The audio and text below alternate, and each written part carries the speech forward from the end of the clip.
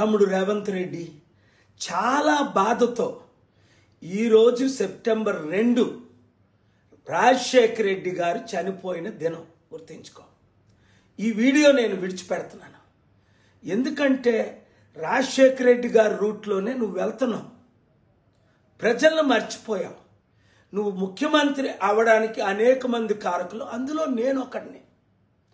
మీరు రాజకీయ లబ్ధి కొరకు ప్రజలను మర్చిపోయి, మహిళలను మర్చిపోయి, నిరుద్యోగులను మర్చిపోయి, రైతులను మర్చిపోయి, రాష్ట్రం అంతా మునిగిపోతుంటే వారిని పట్టించుకోకుండా నువ్వు ఎక్కడో కేరళ, బీహార్ పొలిటికల్ క్యాంపెయిన్, డబ్బు సంపాదించడం, డబ్బు ఖర్చు పెట్టడం అదే జరుగుతుంది. నీకు కూడా ఆ విషయం తెలుసు.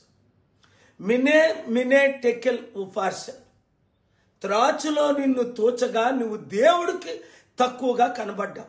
నువ్వే కాదు, మీ మంత్రులు కూడా హెలికాప్టర్లో తిరిగే మొక్కలా ఈ ప్రజల డబ్బు 100,000 కోట్లు వేస్ట్ చేస్తూ తిండి లేక మలమలం ఆడిపోతుంటే మన తెలంగాణ బిడ్డలు, వీళ్ళేమో ముఖ్యమంత్రులు అంటే హెలికాప్టర్లో.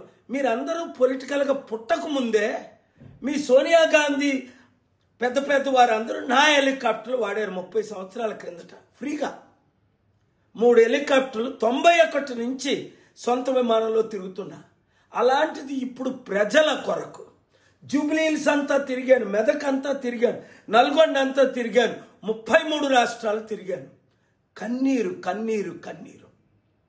రా కలిసి పని చేద్దాం, లేదా జూబ్లీహిల్స్లో చిత్తుగా కాంగ్రెస్ పార్టీని ఓడించడమే నేను లక్ష్యంగా అడుగులు వేస్తున్నా. కలిసి పనిచేద్దామా? సర్వనాశనం అయిపోతారా? ప్రజల కొరకు పుట్టాను, ప్రాణమైనా పెడతాను, కానీ వెనక్కి తిరిగేది లేదు.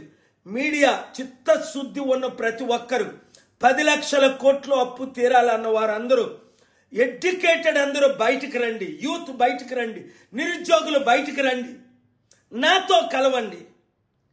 వారు కలిస్తే వారితో పని చేద్దాం, లేదా వారి మెడ వంచి బెట్టింగ్ యాప్లు ఏ విధంగా మెడ వంచి పార్లమెంట్లో బిల్లు పెట్టించానో అలాగే మీ కొరకు నేను నిలబడతాను. ఈ వీడియో అందరికీ షేర్ చేయండి.